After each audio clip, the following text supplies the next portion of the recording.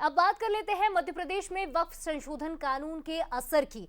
नए कानून के तहत प्रक्रिया शुरू हो चुकी है और मध्य प्रदेश में 14,986 संपत्तियों का वेरिफिकेशन अब वक्फ बोर्ड करेगा।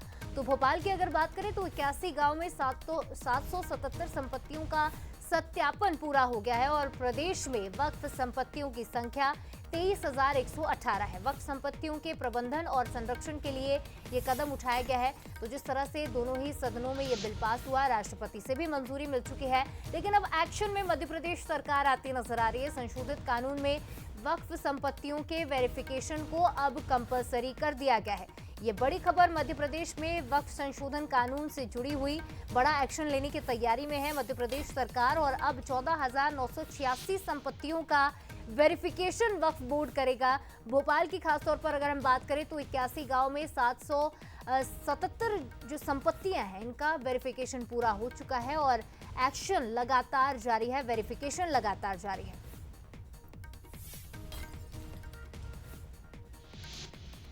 तो केंद्र सरकार की संशोधित वक्फ कानून के लागू होने से पहले ही मध्य प्रदेश में वक्फ की प्रॉपर्टी की जांच शुरू हो गई है। कानून तो बन गया है लेकिन लागू किस तारीख को होगा ये फिलहाल केंद्र सरकार तय करेगी। लेकिन जो जानकारी मिल रही है उस हिसाब से 81 ऐसे गांव हैं खासतौर पर भोपाल के जहां 777 संपत्तियां पाई गई हैं और इनका वेरिफिकेशन भी किया गया है।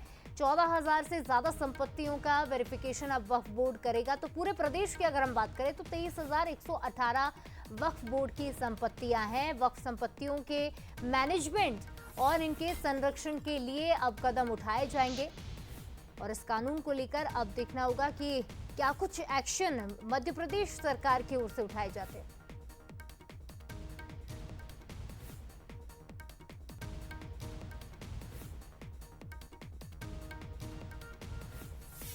वक्फ बोर्ड 14,986 संपत्तियों का वेरिफिकेशन करेगी और मध्य प्रदेश में अब एक्शन देखने को मिल रहा है। केंद्र सरकार के संशोधित वक्फ कानून के लागू होने से पहले ही मध्य प्रदेश में वक्फ की प्रॉपर्टी की जांच शुरू हो गई है जिसके तहत वेरिफिकेशन किया जा रहा है और ये वेरिफिकेशन अब कंपलसरी कर दिया गया है। और इस खबर पर ज्यादा बातचीत करेंगे, सूरज शर्मा हमारे साथ लाइव जुड़ गए।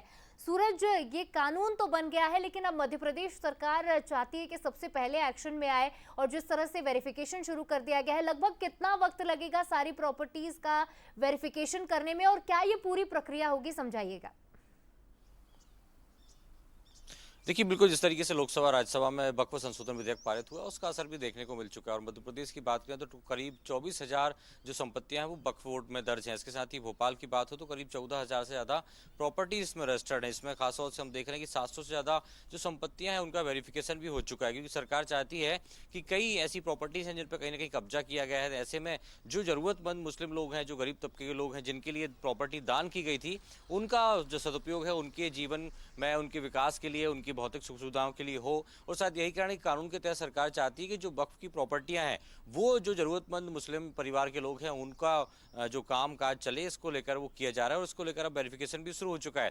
खासतौर से तमाम जो नजूल के दस्तावेज हैं वो देखे जा रहे हैं कि जो जिनने वक्फ के लिए जमीन दान की है तो उस समय उन्होंने क्या किस प्रकार से कागज दिए थे, क्या वो प्रॉपर्टी उनके नाम पर रजिस्टर्ड थी जब उन्होंने दान किया, और जो प्रॉपर्टी वाकई दान की गई है क्या उसका इस्तेमाल उसी के लिए हो रहा है या उसमें अब कई बदलाव हो चुके हैं। क्योंकि कई जगह देखा है, चाहे भोपाल में पुराने शहर की बात करें तो कई ऐसी जमीनें हैं जो खाली पड़ी हुई थी जिन पर कहीं ना कहीं अवैध कब्जे हो चुके हैं, लोग दुकान चला रहे हैं, किसी ने घर बना लिया है। तो वाकई में जो वक्फ की जमीन है, जो दान की हुई जमीन है, उसका उपयोग उन लोगों के लिए हो रहा है कि नहीं हो रहा है जिनके लिए वो दान की गई है, इसका वेरिफिकेशन किया जाएगा। और वक्फ बोर्ड धीरे धीरे लिस्टिंग भी कर रहा है।